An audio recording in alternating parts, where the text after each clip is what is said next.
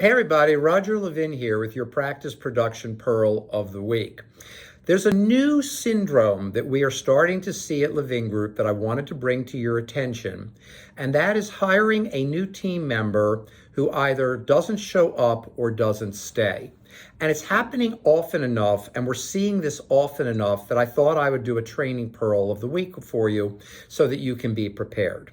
Now, of course, I'm always trying to be practical. I hope these tips are helpful. I really do. I work hard to give you good insights. So if you ever have ideas on things I can do or pearls I can make, please email me at rlevin, CONF, at levingroup.com.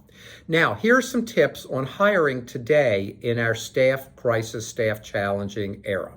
Number one, when you hire a new person, you might not want to announce it to the team until right before the person is starting. There's a whole way to bring them in that's very positive. I've covered that in other pearls, but you may not want to announce 3 weeks ahead or 2 weeks ahead that somebody's starting. Everybody's expecting them. Everybody in your practice is working extra hard till this person comes in because you're down a position or two, and then they find out last minute the person's not coming, and it doesn't feel good. It's like, oh God, it's very deflating.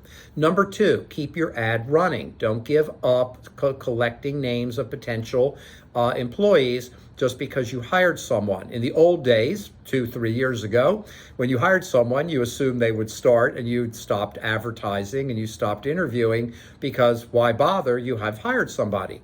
Today, you have maybe hired somebody.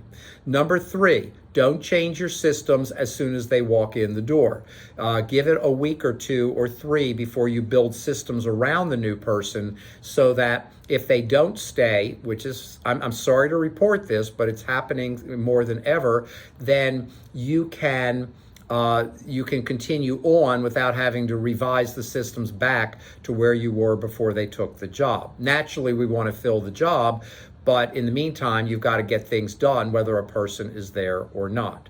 Number 4, when you are interviewing, ask the question, is there any reason you would not be able to do this job? We're seeing people now coming in that only want to work a certain number of hours, and they're claiming disability and saying, well, I can't make more than X, therefore I can't work more hours than X because it will violate my disability and I won't get my disability payments. That's another, I'm not going to call it a scam or a scheme. It may be legitimate for some people, but they're not telling you in the interviewing stage. And you're not allowed to ask about certain things, but you can ask if there's any reason they would not be able to do their job. Many big companies have new employees have a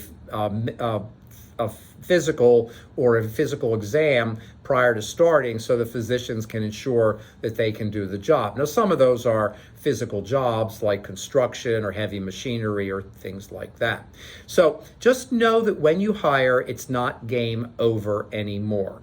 And you want to make sure that if you hire someone, keep in touch with them during the period before they come in, welcome them, let them know they're joining a great practice, great culture, but also be aware that we're in an era now where I think some people are taking jobs, but the first week or two, they're interviewing you without telling you, and then they decide to stay, to go, they can make more money, they don't want to work the hours, it's too far a distance.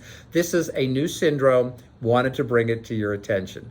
As always, I wish you increased practice production every year, and I'll see you next week.